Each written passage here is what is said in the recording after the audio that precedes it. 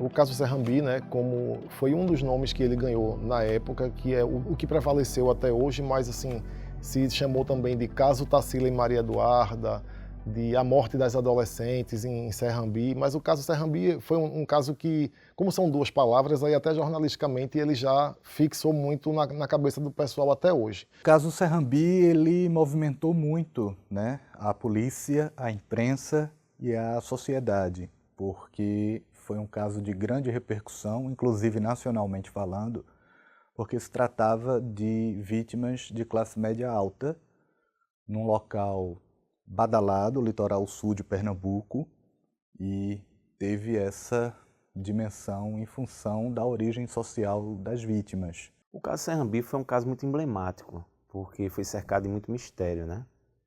O que seria inicialmente as primeiras informações que a gente teve, que seriam duas estudantes que estavam desaparecidas, e eu vi isso da boca de um delegado que provavelmente porque estava com um namorado em algum lugar.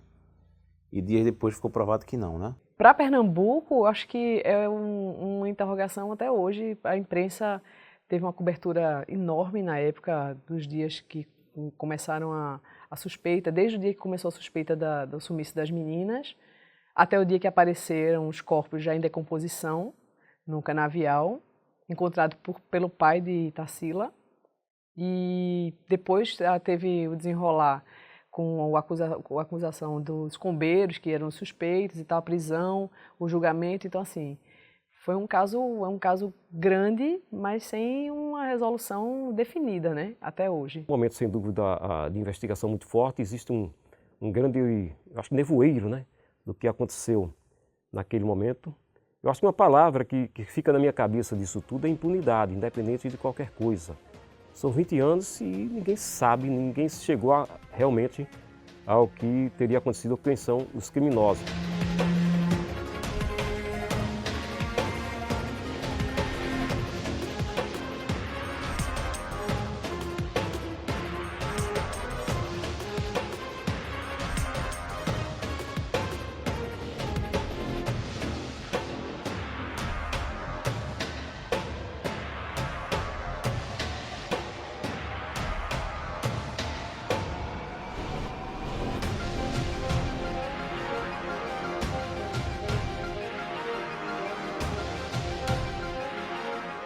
O destaque na imprensa já se deu a partir do momento em que a gente soube que eram duas meninas, moradoras do Recife, que desapareceram em Serrambi, que tem aquele núcleo ali de praias, Porto de Galinhas, Serrambi, Maracaípe, que é onde acontece todo o cenário. Elas estavam hospedadas em Serrambi, foram para Maracaípe num passeio de lancha, vieram andando até a praia de Maracaípe, né? Na verdade elas desceram no pontal de Maracaípe, vieram até Maracaípe, que já era uma praia badalada, e na hora de voltar para pegar a lancha, elas não conseguiram chegar na hora certa, conseguiram pegar uma carona com um amigo até Porto de Galinhas, que já era outra praia muito famosa, ainda é até hoje, e sumiram.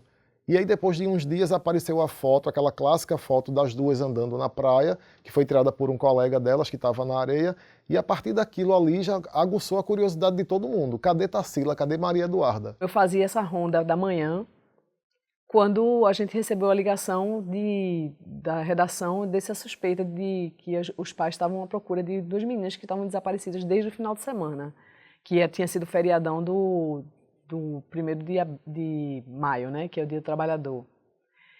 E eu lembro que eu estava com um repórter, a gente foi na casa da Maria Eduarda. Foi o primeiro contato que eu tive com o caso. Foi exatamente o desaparecimento, ninguém sabia de nada. A mãe estava completamente atordoada, conversando o que tinha acontecido, a ligação dela com a Tarsila, que me deu, inclusive, me deu nas mãos o diário da Maria Eduarda, que ela estava fazendo projetos, planos para o aniversário, enfim, o que ela queria de aniversário, presente, e ela chorando copiosamente e a gente sem entender o que estava acontecendo. Então, inicialmente, a minha cobertura começou ali. A nossa cobertura ela era implacável, viu? Todo dia tinha pessoas pautadas era diário. Quem tivesse de manhã, de tarde, de noite, de madrugada acompanhava também.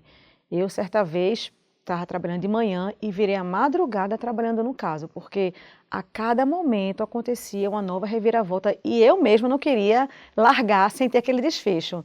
A gente foi um dos veículos que estava mais aberto assim a todas as versões, entendeu? A gente não tinha uma certeza fechada na culpabilidade dos combeiros. E a gente dava voz também a todo mundo, inclusive aos amigos das meninas. Na época do caso Serrambi, eu era produtor de reportagem da TV Globo e eu tive a informação do caso através de uma repórter chamada Mariane Brito, que era repórter da Globo na época, hoje não mora nem mais no Brasil, mora na Espanha. E Mariane, conversando comigo na redação, naquele dia, me avisou que tinham 2 jovens desaparecidas, 2 estudantes. E que na época o GOI já estava investigando, que era o Grupo de Operações Especiais. Imediatamente a gente entrou em contato com o delegado Aníbal Moura, na época, e naquela ocasião o delegado informou que ainda estava sendo investigado, mas que ainda não se tinha informações de sequestro, porque ninguém tinha entrado em contato ainda com a família, que elas estavam apenas desaparecidas. Por ser uma cobertura muito complicada, muito delicada, envolveu todas as equipes de repórteres, editores, produtores, gestores de jornalismo na época. No caso específico da Rádio Jornal, eu cobria a polícia e tenho contatos, evidentemente, com delegados, com policiais de equipes. O Grupo de Operações Especiais, o GOI, foi criado justamente por causa da questão de sequestros e se pensava no início que era um sequestro das 2 meninas, lá em Serrambi, e um delegado da equipe que estava à frente me ligou. Sr. Moraes, eu queria te passar uma informação de primeira, e tinha essa questão, a informação de primeira muito forte naquele momento, né? E passou essa informação de que 2 adolescentes estavam desaparecidas, citou o nome das 2 meninas, passou algumas informações iniciais, e eu perguntei se poderia colocar isso no ar, uma preocupação, porque isso mexia com famílias, mexia com amigos. Acho que a gente fez uma cobertura legítima, acho que uma cobertura... Cobrimos o oficial, cobrimos o correto e conseguimos, a gente tinha muita gente experiente na época cobrindo. Então, assim, repórter que chegou na frente, repórter que ajudou a polícia, repórter que soltou o furo antes. Tomamos furo? Tomamos, isso é normal numa cobertura dessa. O furo que você toma no outro dia, você fica com mais vontade de dar 3 depois.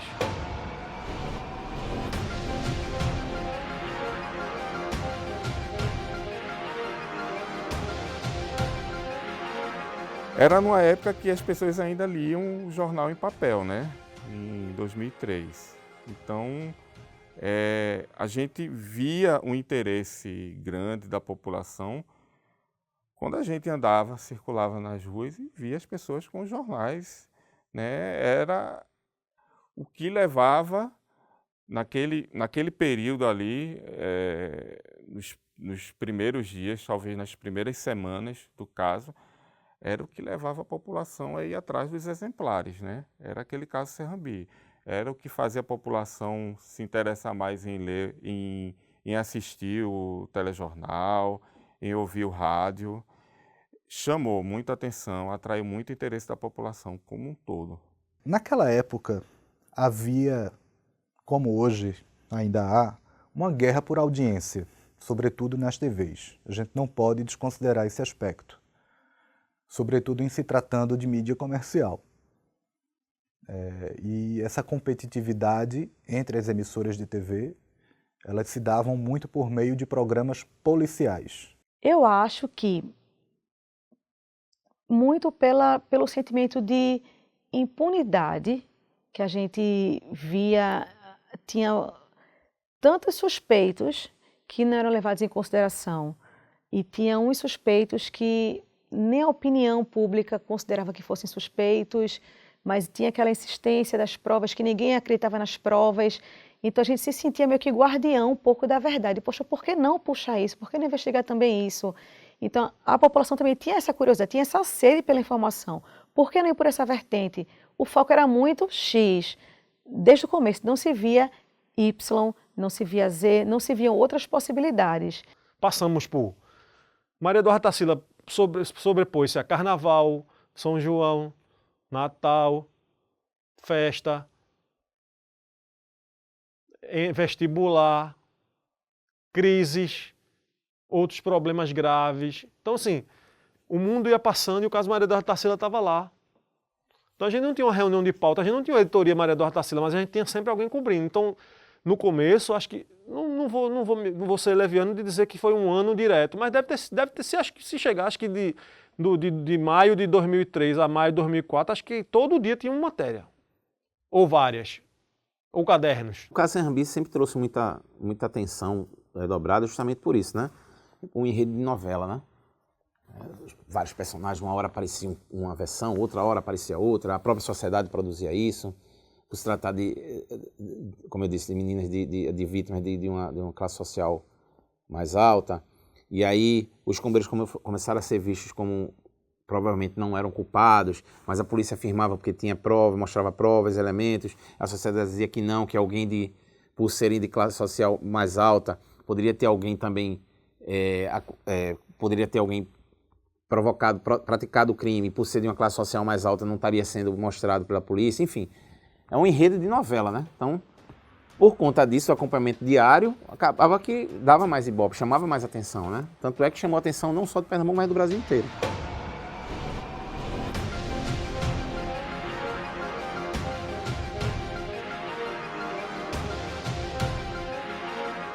A questão ética, eu acho que ela existe em todas as profissões e ela também inexiste em todas as profissões. A gente tinha, evidentemente, um cuidado muito grande do ponto de vista de apurar realmente antes de se colocar no ar. Que eu acho que é o norte que a gente tem, a gente que trabalha com jornalismo, com informação, de maneira geral. Eu acredito que eu fiz uma cobertura muito respeitosa, como sempre fiz em todas as minhas coberturas policiais.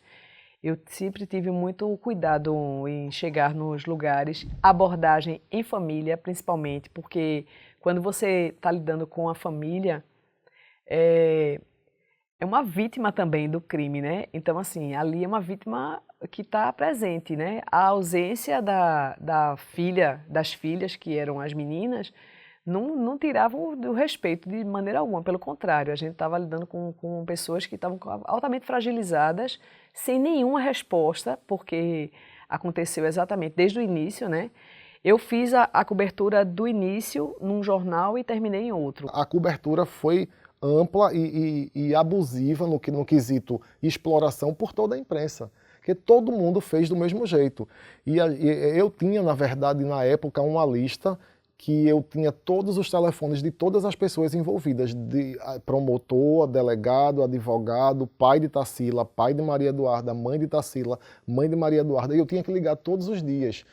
E a gente se pergunta, poxa, isso está sendo ético, a gente está invadindo privacidade, mas a gente, ao mesmo tempo, tem que fazer, que é o nosso papel da informação, da suíte, e se a gente não ligasse, eu, na época que ainda estava na Folha, só depois de uns 2 anos é que eu migrei para o Diário e continuei acompanhando o caso, se eu passasse um dia sem ligar para todas as pessoas daquela lista, eu podia ter o risco de chegar no outro dia e ter uma manchete no concorrente com uma história que a gente não ia ter.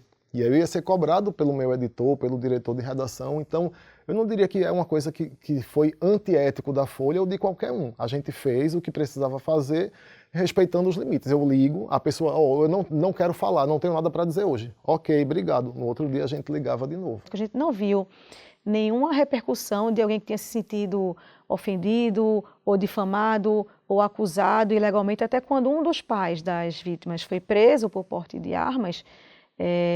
Depois ficou provado que a arma que ele tinha em casa não era a arma que matou as meninas, enfim, era a arma que ele tinha, né, que era ilegal, mas ele tinha e tal.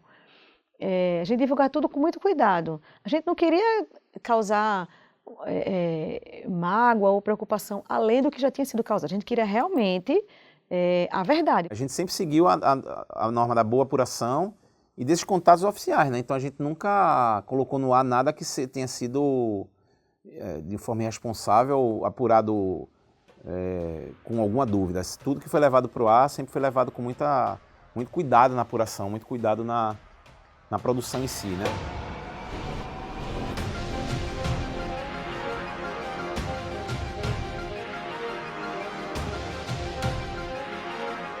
Primeiro foi um grande aprendizado para mim. Eu tinha na época 24 anos, né? Então tinha me formado há pouco tempo.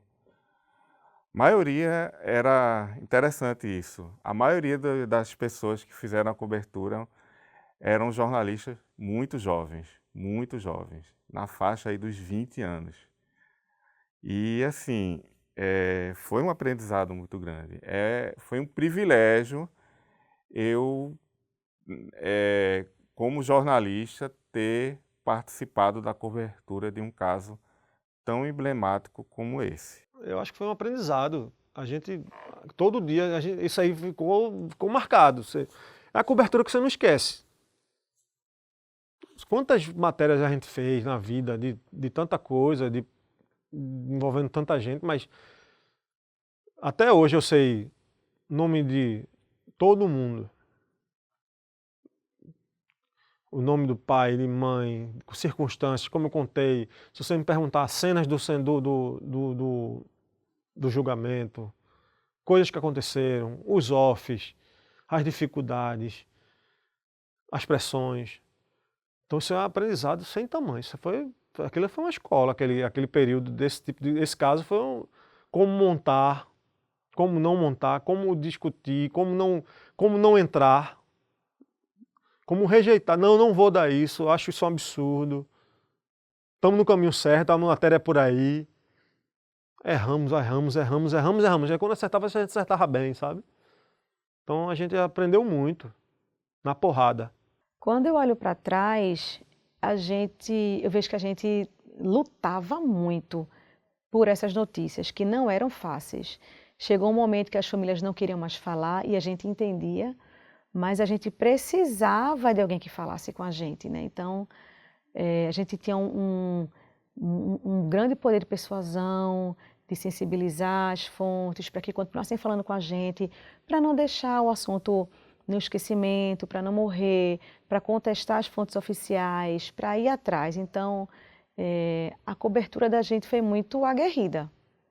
Muito, sabe? Assim, todo mundo daquela época era todo mundo muito unido. Não tinha isso de estar numa pauta que eu não via ninguém querendo ser melhor do que ninguém. Todo mundo até compartilhava algumas informações, porque todo mundo queria trabalhar em conjunto, sabe?